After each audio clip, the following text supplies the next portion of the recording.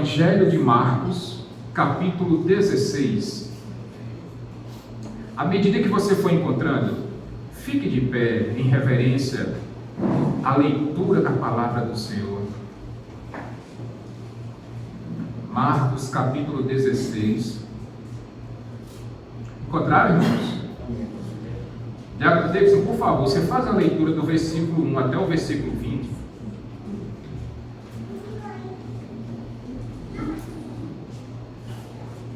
Quando terminou o sábado, Maria Madalena, Maria, mãe de Tiago e Salomé compraram especiarias aromáticas para ungir o corpo de Jesus. No primeiro dia da semana, bem cedo, ao nascer do sol, elas se dirigiram ao sepulcro, perguntando umas às outras: quem removerá para nós a pedra da entrada do sepulcro? Quando, porém, foram verificar, viram que a pedra, que era muito grande, havia sido removida. Entrando no sepulcro, viram um jovem vestido de roupas brancas, sentado à direita, e ficaram amedrontadas. Não tenha medo, ele disse. Vocês estão procurando Jesus o Nazareno, que foi crucificado.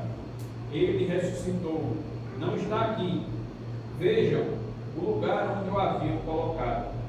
Vão e digam aos discípulos dele e a Pedro: ele está indo adiante de vocês para a Galileia. Lá vocês o verão, como ele disse a vocês. Tremendo e assustadas, as mulheres saíram e fugiram do sepulcro. Não disseram nada a ninguém porque estavam amedrontadas. Quando Jesus ressuscitou na madrugada do primeiro dia da semana, ele apareceu primeiramente a Maria Madalena, de quem havia expulsado 7 demônios.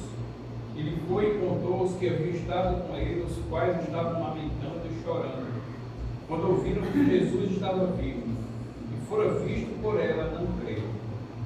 Depois, Jesus apareceu em outra forma a 2 deles, estando eles a caminho do campo. Eles voltaram e relataram isso aos outros, mas não creram nos 2. Mais tarde, Jesus apareceu aos 11 enquanto eles comiam, e censurou-lhes a incredulidade e a dureza do coração, porque não acreditaram nos que o tinham visto depois da ressurreição. Ele lhes disse: vão pelo mundo todo e preguem o Evangelho a todas as pessoas. Quem crer e for batizado será salvo, mas quem não crer será condenado. Estes sinais acompanharão os que creem, e em meu nome expulsarão demônios, falarão novas línguas, pegarão serpentes, se beberem algum veneno mortal, não lhes fará nenhum mal, imporão mãos nos doentes e estes ficarão curados. Depois de lhes ter falado, o Senhor Jesus foi elevado ao céu e assentou-se à direita de Deus. Então os discípulos saíram e pregaram por toda parte, e o Senhor cooperava com eles, confirmando-lhes a palavra com sinais que a acompanhavam. Obrigado, meu Senhor, pela leitura da Tua Santa Palavra. E nessa noite, ó Deus, o desejo do nosso coração seja de reverência, Senhor, diante do maior milagre que o mundo já viu, a maior oferta de amor que o mundo jamais conhecerá, porque foi Tu, ó Deus, que fizeste, entregando o Teu único Filho, o unigênito do Pai, se entregou por nós, enquanto nós ainda éramos Teus inimigos, Senhor.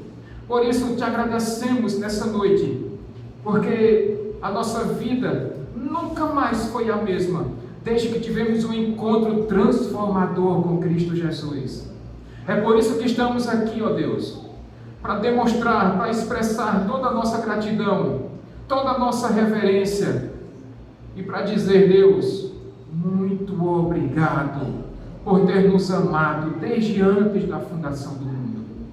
É assim que te agradecemos, Senhor, em o nome de Jesus. Amém. Podem sentar, meus irmãos.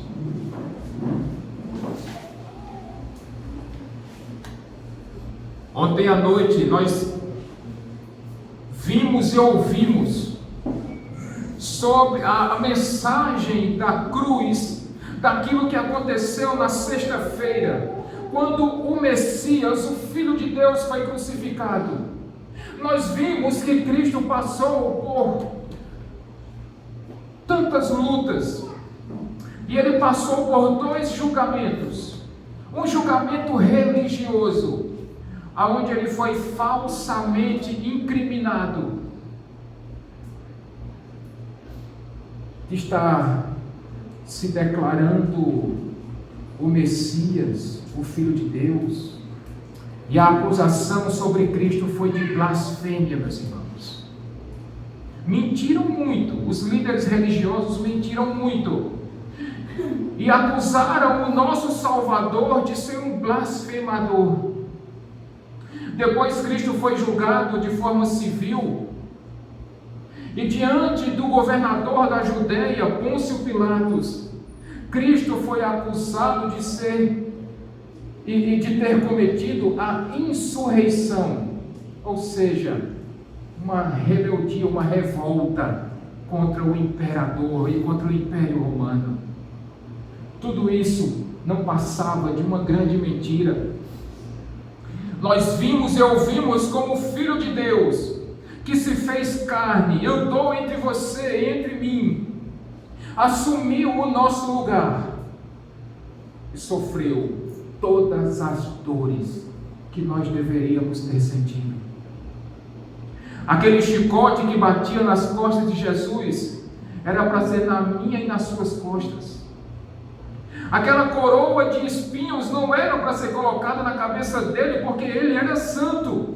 Ele é santo. Aquela coroa de espinhos era para você e para mim. Aqueles cravos que perfuraram as mãos do nosso Salvador não era para ele, não eram para ele. Aqueles cravos que perfuraram os seus pés não eram dignas do Filho de Deus. Tudo isso, meus irmãos e minhas irmãs, era para nós termos sofrido. Mas porque Deus tanto nos amou, que nos poupou de tanto sofrimento, e porque Deus tanto nos amou, Ele deu o seu único Filho. E diz as Escrituras Sagradas que o castigo que nos traz a paz estava sobre Cristo. Ele foi rejeitado, ele foi humilhado, ele foi escarnecido, ele foi zombado, rasgaram suas vestes, perfuraram suas mãos, uma espada atravessou o seu corpo, e ainda assim ele pediu a Deus que poupasse os seus algozes. Ele disse: Pai, perdoa-os, porque eles não sabem o que fazem. E em suas últimas energias, em suas últimas forças, Jesus Cristo bradou em alta voz: Deus meu, por que me abandonastes? E naquele momento, o Pai Celestial, o Deus Criador, virou as costas para o seu único Filho, por sua causa e por minha causa. Mas também naquele momento, Cristo elevou a sua voz e disse: está consumado. E foi naquele momento, meus irmãos, que Ele pagou a nossa sentença de culpa. Ele rasgou aquela dívida, aquela promissória que estava escrita o seu e o meu nome. E Ele derrubou o muro da inimizade que havia entre Deus e nós, por causa do nosso pecado. Cristo foi humilhado, meus irmãos. Foi isso que nós vimos e ouvimos ontem. E essa era uma sexta-feira. E diz a Bíblia, minhas irmãs e meus irmãos, que quando Cristo nasceu, a Bíblia relata que à meia-noite clareou tudo ficou claro, o mundo clareou. Mas às 9 horas da manhã da sexta-feira, Cristo faleceu, Cristo morreu. E Cristo foi crucificado às 9 horas da manhã. E ao meio-dia, ele entregou o Espírito dele ao Pai e o céu escureceu. Era meio-dia quando o céu virou trevas, escureceu tudo. Essa sexta-feira passou, louvado seja Deus. Passou também o sábado, e as pessoas se perguntavam: e agora, o que vai acontecer conosco? O que será dos discípulos de Cristo que criam que ele ressuscitaria? Mas passou a sexta, passou o sábado, e o texto que o diácono Davidson leu para você e para mim agora há pouco, versículo 1 do Evangelho de Marcos, capítulo 16, diz que ao amanhecer do primeiro dia da semana, ou seja, o domingo, 3 mulheres, Maria Madalena, Maria, mãe de Tiago, e Salomé, essa esposa de Zebedeu, mãe de João e Tiago, os 2 apóstolos. Assim que amanheceu o dia, logo quando o sol estava raiando, aquelas mulheres saíram com especiarias, porque elas queriam ali embalsamar o corpo de Cristo.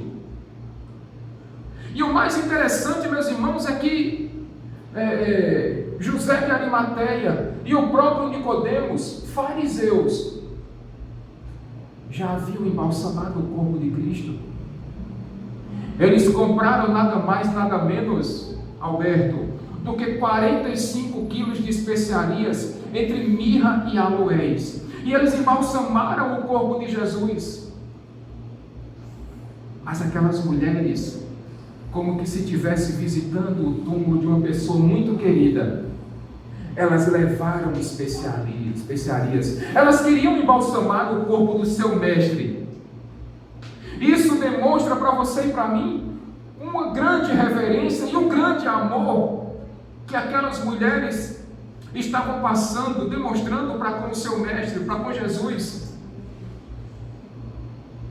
E essas mulheres, irmãs aqui da igreja, diga-se de passagem, foram essas mesmas mulheres que foram as maiores patrocinadoras do ministério de Cristo. Foram essas mesmas mulheres que colaboraram com o ministério terreno de Jesus. Foram essas mesmas mulheres que acompanharam Jesus em sua via crucis. Foram essas mesmas mulheres que estavam lá quando Jesus foi pregado no madeiro. Foram essas mesmas mulheres que viram quando levaram o corpo de Jesus para dentro do túmulo. E foram essas mesmas mulheres as primeiras que foram visitar o túmulo de Cristo no domingo pela manhã, logo cedo. Sabe, minhas irmãs, a essa altura do campeonato você pode estar se perguntando: pastor, cadê os discípulos de Jesus? Foram embora. Mas as mulheres não. Aquelas mulheres permaneceram firmes. Elas não largaram o seu Salvador, o seu Redentor, mesmo depois de tanto sofrimento, mesmo expondo a sua própria segurança. Elas não largaram o osso e acompanharam todo aquele sofrimento terreno de Jesus. Esse é um exemplo, homens da igreja. Embora eu sei que todos os homens dessa igreja são extremamente trabalhadores, são extremamente reverentes a Cristo, mas essas mulheres deram uma lição para todos nós de amor e de reverência e de cuidado para com Cristo Jesus. Mesmo correndo risco de vida, Luciana e Poliana, elas foram lá tentar embalsamar o corpo de Cristo, mesmo sabendo do perigo que elas estavam correndo. Mas é interessante também, meus irmãos, que no caminho para poder levar essas especiarias para embalsamar a Cristo, versículos 3 e 4, aquelas mulheres iam se perguntando: e quem danado vai afastar aquela pedra? Porque a pedra que fechou o túmulo, Marcos diz que era uma pedra muito grande. E escritos antigos, meus irmãos, dizem demonstram, diácono Marinho, que aquela pedra só poderia ser removida por pelo menos 20 homens. Agora você pensa, 3 mulheres, estava bem facinho de mexer naquela pedra. Pelo menos 20 homens para mexer naquela pedra. E elas iam se perguntando durante o caminho, e quem vai mover aquela pedra? Quem vai remover aquela pedra para que nós embalsemos a Cristo? E eu fiquei pensando e meditando nisso aqui, minhas irmãs, meus irmãos. Quantas vezes nós já não nos deparamos com pedras muito grandes em nossas vidas? E quantas vezes nós não já perguntamos, e agora? Quem é que vai remover essa pedra grande da minha vida? Quem é que vai solucionar aquele problema gigante que está instalado na minha vida? Eu não consigo tirá-la de jeito nenhum. E talvez tenha alguém aqui nessa noite que esteja vivendo como aquelas mulheres, pensando em como o problema vai ser solucionado, como o problema vai ser resolvido, e isso vai gerando ansiedade, vai gerando expectativa, vai gerando angústia, vai gerando preocupação. E quando aquelas mulheres chegaram de frente ao túmulo, onde haviam depositado o corpo de Cristo, Lena, a pedra havia sido removida. A pedra já não estava mais lá. Agora pensem na seguinte posição: havia um anjo dentro daquele túmulo vazio. Só que o mais bonito, irmã Adelaide, é que aquela pedra foi removida pelo anjo não para que Cristo saísse, mas para que aquelas mulheres vissem que o corpo de Cristo, que o próprio Cristo ressurreto já não estava mais lá. Porque Cristo ressuscitado, ele não precisaria de pedras removidas para que ele saísse do túmulo. Porque a morte não teve poder sobre Cristo. Porque a morte não conseguiu deter o Cristo ressurreto. E aquele anjo simplesmente, ao remover a pedra, estava dizendo: olhem, vejam, Cristo não está mais aqui. Cristo ressuscitou. Aquelas mulheres poderiam ter muitos medos. Dentre eles, nós podemos citar pelo menos 2. Aquela pedra muito grande para ser removida, Carol. A outra seria um grupamento de soldados que estavam de frente ao túmulo de Cristo. Mas o interessante, sabe o que? É que aqueles soldados romanos, eles estavam prostrados no chão, Vitor e Diego, como se mortos estivessem. E quando o anjo removeu aquela pedra, muito provavelmente aqueles homens não viram nada. Também não precisavam ver, porque eles não criam em Jesus. O importante é que aquelas mulheres foram e se depararam com um túmulo vazio. É como se o cofre da morte, Lusa, tivesse sido aberto. Porque a morte não conseguiu, Cleide, deter o autor da vida. Porque a morte foi derrotada, a morte foi vencida. E como disse o puritano, foi a morte da morte de Cristo.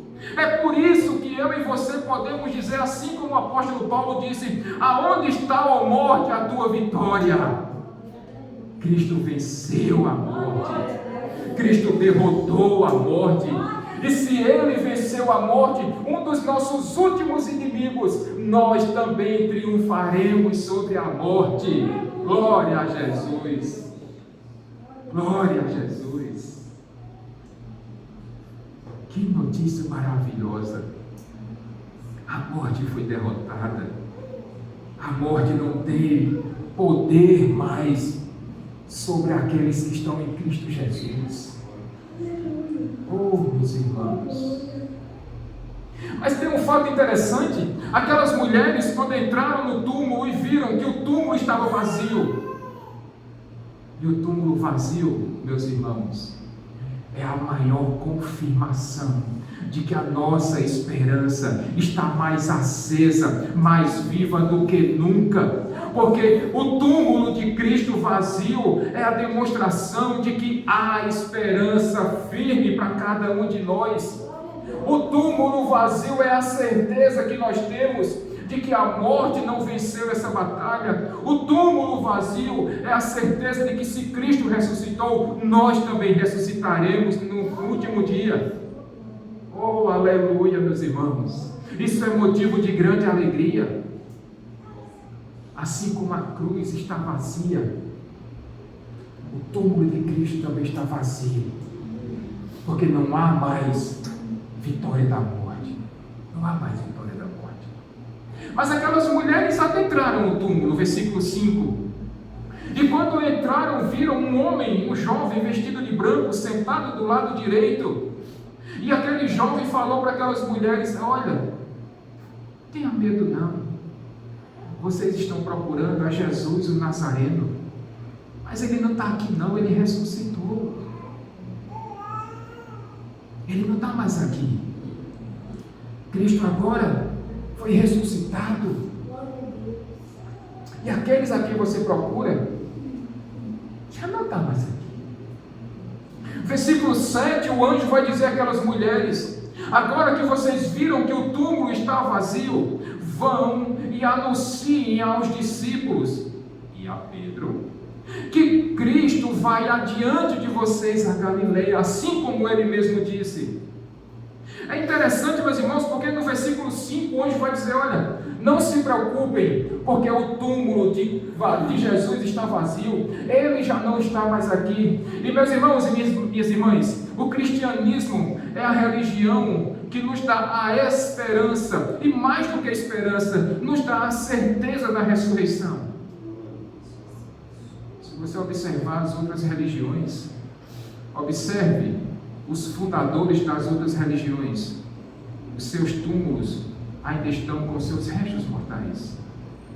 Mas no cristianismo é diferente, Cícera.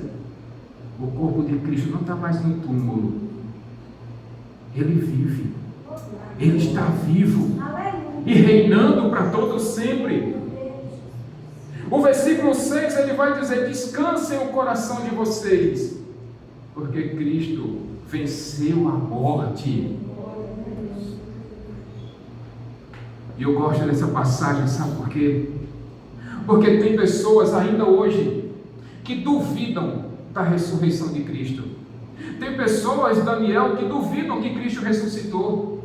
Uns vão dizer que nem mesmo morrer ele morreu. Talvez não tenham visto o sofrimento que ele passou na cruz de Calvário. Outros vão dizer, inclusive, que essas mulheres se confundiram no túmulo, por isso que Jesus não estava lá. Mas isso é impossível, porque no capítulo 15 desse mesmo Evangelho de Marcos, finalzinho do capítulo, Marcos vai nos dizer que aquelas mulheres seguiram José de Arimateia, até quando ele colocou o corpo de Jesus dentro daquele túmulo e o túmulo foi fechado, foi lacrado. Então elas não poderiam ter errado o túmulo. Outros, inclusive, vão inventar uma outra mentira, dizendo que os discípulos de Cristo roubaram o corpo dele. E isso também não se sustenta, meus irmãos, porque esses mesmos discípulos, esses apóstolos de Jesus, foram espancados, foram chicoteados, sofreram muito para que negassem a ressurreição. Mas nenhum deles negou a ressurreição de Cristo. Então essa lorota, essa falácia também não se sustenta. Cristo ressuscitou de verdade.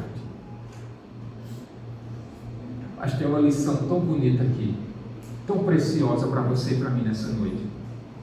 O anjo vai dizer àquelas mulheres: agora vão e digam isso aos discípulos de Cristo e a Pedro.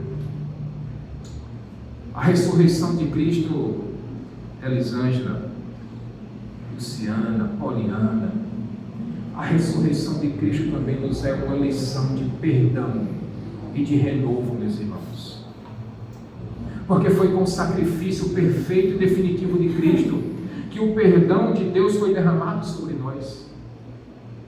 Foi por causa da ressurreição de Cristo que agora nós podemos estar aqui cultuando a Deus sem medo de sermos fulminados nesse lugar, Davidson José. Mas ao mesmo tempo a ressurreição de Cristo nos dá uma lição de renovação. Esses discípulos que abandonaram Jesus no momento de maior sofrimento da vida dele, agora o anjo está dizendo para aquelas mulheres: olha, Jesus ele está querendo fazer as pazes com esses homens que abandonaram e que fugiram dele. Ele está querendo renovar toda aquela alegria, todo aquele amor que ele tinha para com os seus discípulos.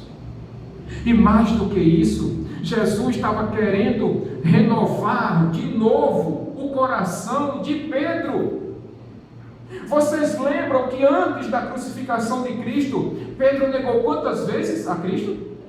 3 vezes. Esse homem, esse apóstolo Pedro, ele chegou no fundo do poço. O arrependimento de Pedro foi tão grande que ele chorou amargamente. E o arrependimento foi tão grande a ponto de Pedro jogar tudo para o alto. É como se ele estivesse dizendo, irmã Adelaide: eu não sirvo mais para ser apóstolo de Cristo. Eu não sirvo mais para ser discípulo do meu mestre. Eu sou o pior dos homens e eu não sou digno nem de ser chamado de cristão. E é por isso que Jesus, com todo amor, ele fala através do anjo para aquelas mulheres: diga aos discípulos e a Pedro. Jesus queria renovar todo o seu amor, todo o seu cuidado para com Pedro. E sabe qual é a lição que nós podemos extrair daqui também, meus irmãos e minhas irmãs? Talvez o seu coração esteja um pouco afastado ou muito afastado de Deus.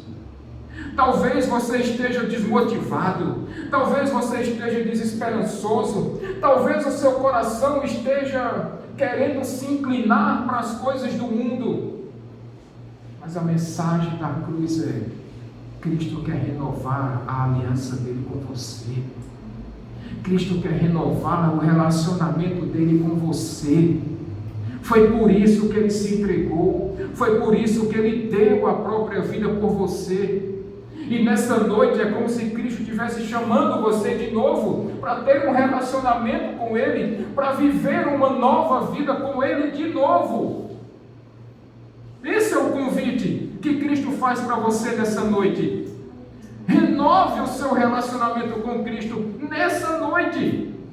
Esse é o momento ideal para você pedir perdão pelos seus pecados e para você se voltar totalmente de todo o seu coração para Jesus Cristo. Ele quer renovar um relacionamento, ele quer ter um relacionamento com você. Mas o anjo disse àquela mulher, versículo 7 ainda: diga aos discípulos e a Pedro que Jesus vai à frente. Então, meus irmãos, você já parou para pensar que Cristo fez tudo isso por você e ainda garante que é Ele que vai à sua frente? É Ele que resolve os seus problemas, é Ele que sara o seu coração, é Ele que restaura o fervor espiritual da sua vida, é Ele que livra você, é Ele que guarda você, é Ele que sustenta você, é Ele que vai adiante, é Ele, inclusive, é o próprio Cristo, que depois que ressuscitou, voltou e se aceitou no seu alto e sublime trono, e é o próprio Cristo que intercede por você junto a Deus Pai. Ele foi adiante de você para preparar lugar para você. Sabe por quê? Porque Ele disse que é o caminho que conduz ao Pai. É Ele que disse que sempre estaria com você todos os dias, pela consumação dos séculos, que Ele nunca deixaria você sozinho, que Ele sempre tomaria você pela mão. E todas as vezes que você caísse, Ele sustentaria você. e colocaria você de pé. Ele disse que iria adiante de você para Galileia. Talvez, meus irmãos, minhas irmãs, talvez a Galileia para você seja a sua própria casa. Talvez a Galileia seja o seu trabalho. Talvez a Galileia seja os seus relacionamentos pessoais. Talvez a sua Galileia seja o seu casamento. E Cristo está dizendo: olha, eu vou adiante de você, e sou eu que vou restaurar o seu relacionamento, sou eu que restauro o seu casamento, sou eu que trago os seus filhos de volta, sou eu que saro o seu coração, sou eu que perdoo os seus pecados, e sou eu que cura todas as suas enfermidades. Esse é o Cristo que nós estamos adorando nessa noite. Esse é o Cristo que nós estamos cultuando nessa noite. Depois que o anjo falou tudo isso, versículo 8: como não poderia deixar de ser, aquelas mulheres ficaram aterrorizadas, meninas, Lauras, Bianca. Aquelas 3 mulheres ficaram atemorizadas, espantadas com tudo aquilo que o anjo tinha dito. E sabe o que elas fizeram? Fugiram. Mas elas fugiram, Carol, não porque fossem covardes. Essas mulheres podiam ser qualquer coisa menos covardes. Mas o fato dessas mulheres terem batido em retirada, correndo para encontrar os discípulos, demonstra, Thomas, que aquelas mulheres tinham medo sim, espanto sim, mas ao mesmo tempo alegria, porque o seu mestre não estava mais lá, ele havia ressuscitado. E sabe de uma coisa? Quem tem um encontro transformador, quem tem uma boa notícia, não consegue ficar Daniel de boca fechada. A gente precisa, com essa alegria no coração, dizer às pessoas as boas novas do reino de Deus. Foi isso que aquelas mulheres se apressaram em fazer. E elas correram e foram em direção àqueles homens e às outras mulheres, certamente, aos discípulos de Cristo, para lhes contar essas boas novas que o anjo havia falado para elas. E aí, talvez nessa altura do campeonato, você pode estar se perguntando: pastor, mas Jesus ressuscitou, não foi? E cadê Jesus? Porque até agora o senhor... Está muito frio aí, Lusa? Tá bom? Lena, tá bom aí o ar? Tá bom? Aquelas mulheres ouviram do anjo, mas até agora não apareceu Jesus nesse relato de Marcos. E nós sabemos que ele apareceu a muitas pessoas. Mas veja aí, Daniel, quem foi a primeira pessoa que que Jesus encontrou depois de estar ressuscitado? Versículo 9. Quando Jesus ressuscitou, na madrugada do primeiro dia da semana, apareceu primeiramente a Maria Madalena, de quem havia expulsado 7 demônios. Irmãs, mães de plantão, eu sei que talvez vocês tenham se perguntado: mas eu, sendo a mãe de Jesus, era para ele ter aparecido primeiro a quem? A mãe. Mas não foi isso que aconteceu. Talvez alguém possa dizer: não, Jesus apareceu primeiro para os seus apóstolos, afinal de contas, eles andaram diretamente ali, juntinhos, durante 3 anos. Mas também não foram aos apóstolos a primeira aparição. Jesus aparece primeiramente a uma certa mulher chamada Maria Madalena, ou Maria de Magdala. E diz o relato de Marcos que essa mulher tinha tido um encontro transformador com Cristo, e o próprio Cristo havia expulsado 7 demônios dessa mulher. E o mais bacana desse relato é que naquele primeiro século, naquele momento, minhas irmãs, o testemunho de uma mulher não era válido. E Jesus aparece logo a uma mulher. Jesus é extraordinário, meus irmãos. Porque quando a sociedade da época não aceitava o testemunho de uma mulher, Jesus aparece exatamente para uma mulher. E olha que era uma mulher que não tinha um passado muito bacana, não. Uma mulher que as pessoas tinham medo porque ela era possessa por muitos demônios. E sabe o que isso traz de lição para vocês, mulheres? Quando vocês se depararem com algumas ditas feministas, diga para elas que o cristianismo fez com que o direito das mulheres fosse reconhecido, que o respeito às mulheres começou justamente com o cristianismo, e Cristo deu toda a honra, todo o respeito, toda a atenção às mulheres que a sociedade da época não dava. Então, até as feministas deviam se render ao cristianismo. Eu sei que se tiver alguma feminista que escutar essa pregação, deve estar bem mansinha comigo. Mas ela devia entender o recado, que Cristo ama as mulheres, e Cristo deu direito às mulheres quando ninguém mais queria dar.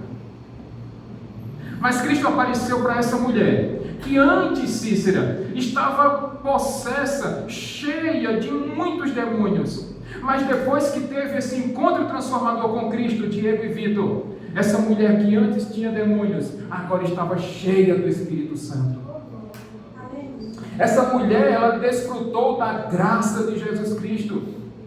Tanto que no versículo 10, Jesus disse para aquela mulher: vá lá e vá dizer para os meus discípulos o que você viu e tudo o que eu falei para você. E aquela mulher que antes era cheia de demônios, agora cheia da graça, cheia do Espírito Santo, foi consolar aqueles discípulos que estavam tristes e chorando. Veja que fantástico, Davidsons. Quem antes era rejeitada, agora está consolando as pessoas. Quem antes era rejeitada, agora está sendo braço para abraçar os que estavam chorando. Quem antes vivia à margem da sociedade, agora é amada por Cristo. Isso é extraordinário, meus irmãos. Isso é extraordinário. Então, pastor, quer dizer que Maria Madalena foi falar tudo isso para os discípulos? Então quer dizer que os discípulos se alegraram, certo? Errado. Porque o versículo 11 vai dizer que quando ela contou, Maria Madalena contou aos discípulos tudo o que ela havia escutado de Jesus, qual foi a atitude deles? Negaram o testemunho de Maria Madalena. Negaram o testemunho, não acreditaram nas palavras dela. E outra, versículos 12 e 13, Jesus aparece uma segunda vez, não mais para Maria Madalena, mas Jesus aparece para dois homens que estavam no caminho para o campo. Muito provavelmente, Lucas vai dizer que eram dois homens que estavam no caminho para Emaús. Mas esses dois homens também não creram nas palavras de Jesus.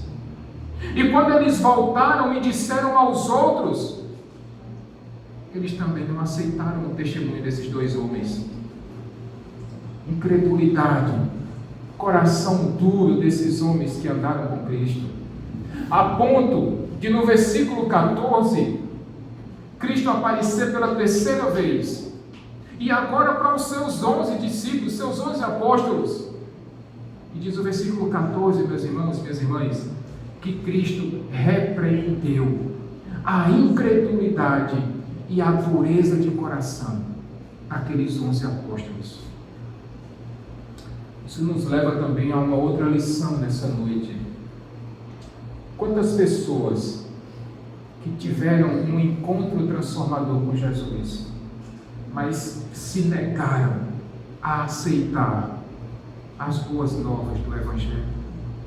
Quantas pessoas que nós próprios já falamos, ou que nós conhecemos, que não querem crer em Cristo Jesus.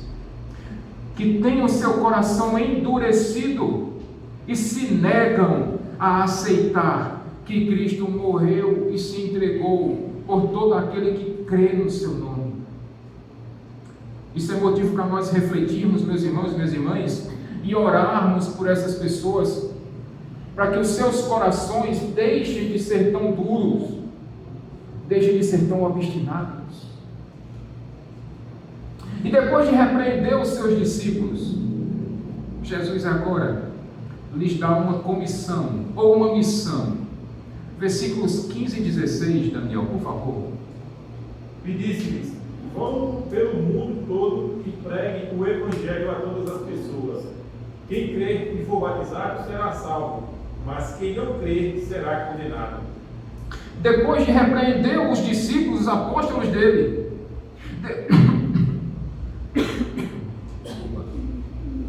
depois de falar com eles, depois de os seus discípulos verem pela primeira vez o seu mestre ressuscitado, agora Jesus fala para eles: agora vão por todo o mundo e preguem as boas novas do Evangelho a toda criatura. Essa missão, meus irmãos, é somente então do pastor e da liderança da igreja? É de todos os discípulos de Cristo. A grande questão que acontece no dia de hoje é que tem muitas pessoas que chegam para o pastor, ou talvez para um diácono, e digam: mas eu não sei o que é que eu vou dizer. Quando eu me deparar com uma pessoa que não conhece Jesus, o que é que eu vou dizer? Eu não fiz um seminário, eu não sou formado em teologia. Mas talvez, minhas irmãs e meus irmãos, se você já teve um encontro transformador com Jesus, você tem muito mais coisa para falar do que você imagina. Se você já teve a sua vida modificada, transformada, regenerada por Cristo, você vai poder abrir a sua boca e dizer para as pessoas que você estava morto e Cristo ressuscitou você, que você estava perdido, mas Jesus lhe encontrou, que você era devedor e agora você teve a sua dívida paga, que você vivia desgarrado, mas agora você faz parte do aprisco de Cristo, de que você não tinha nada, mas agora Cristo te dá tudo, que você não tinha esperança, mas Cristo renovou as suas esperanças, que você era merecedor do inferno, mas Cristo pagou a sua dívida e lhe garantiu a vida eterna, de que você era um miserável pecador, mas agora aos olhos de Deus você é alvo como a neve, limpo e purificado, que você era enlameado e agora você foi purificado por Cristo Jesus. Você pode, sim, você deve abrir a sua boca e dizer o que Cristo fez na sua vida. E isso vai alcançar a vida de outras pessoas. Então, quando você conhecer alguém e você quiser falar de Jesus, fale do que ela fez na sua vida, de quem você era antes de Cristo e quem você é agora, depois de Cristo. E Cristo disse para aqueles homens: preguem a toda criatura. Essa palavrinha pregar, meus irmãos, é bacana demais. Porque uma boa notícia, ela só passa a ser uma boa notícia para alguém se esse alguém souber. Não é assim? Porque se você tem uma boa notícia, mas você não conta a ninguém, como é que as pessoas vão saberem? É por isso que é tão importante que você pregue o Evangelho. Pastor, o que é o Evangelho? O Evangelho fala sobre a pessoa e sobre a obra de Jesus Cristo. Então, se você sabe quem é Jesus, sabe o que Ele fez por você e para você e com você, então diga para as pessoas quem é Jesus e o que Ele fez. A grande demonstração de amor dele na cruz do Calvário. E você, eu garanto, vai ter boas novas, boas notícias para compartilhar com as pessoas. Pastor, eu preguei. E agora? Agora já não é mais com você. Porque a Bíblia vai dizer, versículo 15 e 16 vai dizer, que uma vez que você prega a palavra de Cristo, que você prega o Evangelho, que você prega as boas novas, e todo aquele que crê será, mas aquele que não crê será condenado. Pastor, então quer dizer que essa palavra, a palavra de Cristo é como uma espada de dois gumes? Exatamente. Para aqueles que ouvirem o Evangelho e entregarem as suas vidas a Cristo, obterão vida eterna. Mas aqueles que ouvirem a palavra de Jesus e não concordarem e não entenderem como sendo palavra de vida, essas pessoas serão condenadas. Então a palavra de Cristo tanto salva como condena, tanto traz vida como dá morte, tanto abençoa como também leva a uma maldição eterna. Esse é o bom perfume do Evangelho, meus irmãos, que tanto serve para a vida como serve para a morte. Mas pastor, o texto diz que quem crê e for batizado será salvo. E aqui nós, os alunos de setembro da igreja já sabem, o batismo não serve para salvar, mas o batismo é um símbolo de que você já é salvo em Cristo Jesus. E agora você quer demonstrar para o mundo de que você já não é mais aquela velha criatura, de que você foi transformado por Cristo Jesus. E agora você afirma diante dos homens que agora você já é uma nova criatura e que você foi salvo pela obra redentiva de Cristo Jesus. Já chegando no final desse relato, aqueles que creram nas boas novas, disse Jesus, precisam agora dar bom testemunho, precisam agora pregar e anunciar a outras pessoas, Carol. Mas pastor, eu simplesmente vou. Cristo vai te capacitar. Cristo vai te dar poder e autoridade. O que é que diz aí o versículo 17 e 18, Daniel, por favor? Estes sinais acompanharão os que crerem. Em meu nome expulsarão demônios, falarão novas línguas, pegarão em serpentes, e se beberem algum veneno mortal, não lhes fará mal nenhum. Imporão as mãos sobre os doentes, e estes ficarão curados. O texto fala, meus irmãos, o Evangelho de Marcos fala sobre aqui, nós podemos dizer tranquilamente, sobre dons espirituais, expulsão de demônios, e nós encontramos isso, né, no livro de Atos dos Apóstolos. O próprio apóstolo Paulo expulsou demônios. Basta você ler o livro de Atos. Esse mesmo apóstolo Paulo, ele ressuscitou mortos. Nós encontramos no Novo Testamento uma víbora que agarrou na mão de Paulo. Aqui é diferente. Aqui não foi Paulo que pegou na serpente, foi a víbora que agarrou na mão de Paulo. O Evangelho, o versículo aqui fala sobre pessoas que vão tomar veneno e não morrerão. O Novo Testamento não fala sobre isso, meus irmãos, mas nós encontramos relatos dos pais da igreja. Quarto século, por exemplo, Eusébio fala sobre uma pessoa que tomou veneno, foi obrigada a tomar veneno, por não negar a sua fé, mas não morreu. Quando nós observamos muitas pessoas nos países árabes, que foram obrigadas, forçadas a tomar veneno, porque estavam crendo em Cristo Jesus, e Cristo poupou a vida dessas pessoas. O texto fala sobre imposição de mãos sobre os enfermos. E quantas vezes nós impomos as mãos sobre as pessoas que estão doentes? Mas tudo isso, meus irmãos, que nós observamos, esses dons espirituais, e sim, nós cremos que os dons espirituais continuam agindo no meio da igreja de Cristo ainda hoje. Nós temos visto milagres acontecendo. Mas esses dons espirituais, meus irmãos e minhas irmãs, não é para que homens se gloriem, de jeito nenhum. É para que a obra de Cristo avance. é para que a igreja de Jesus Cristo seja aperfeiçoada.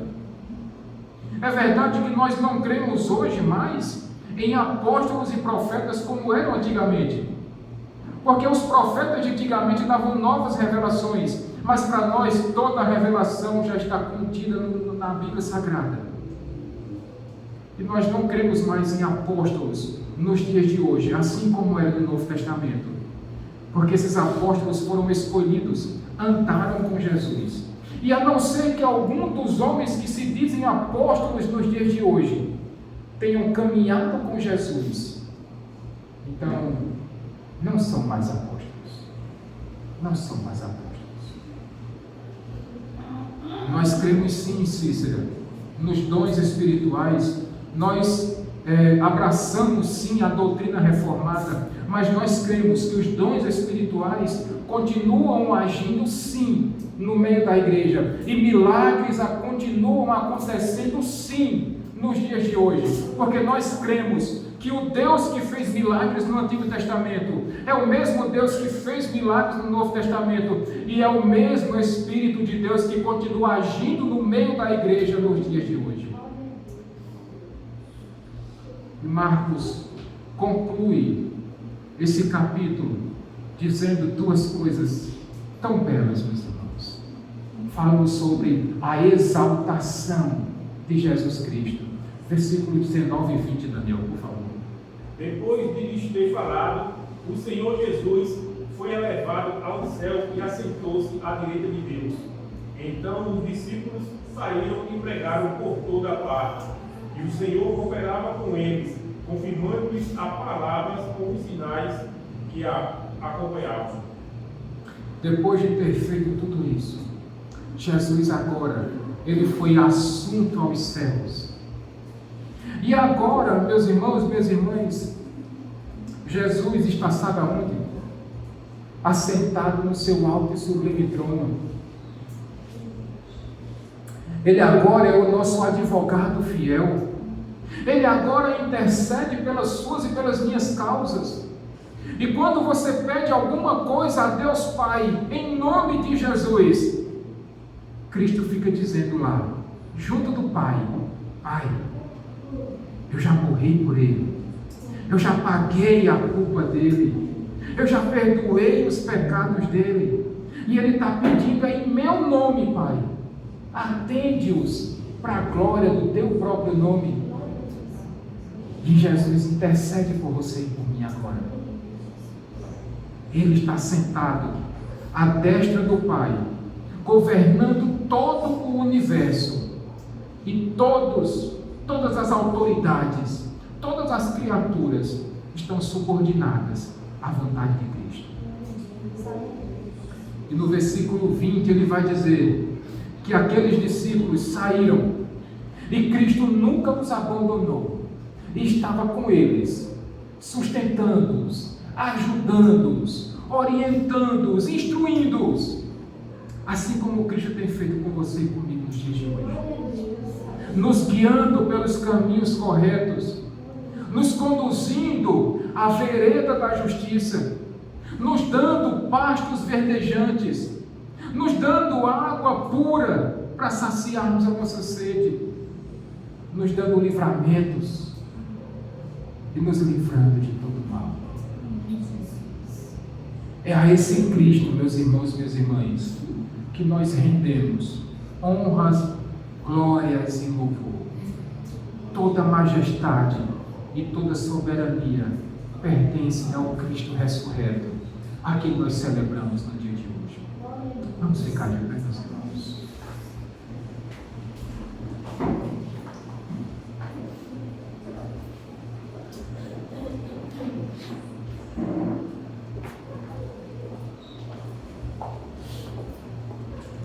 Antes que o louvor comece, e enquanto os elementos da Santa Ceia são entregues,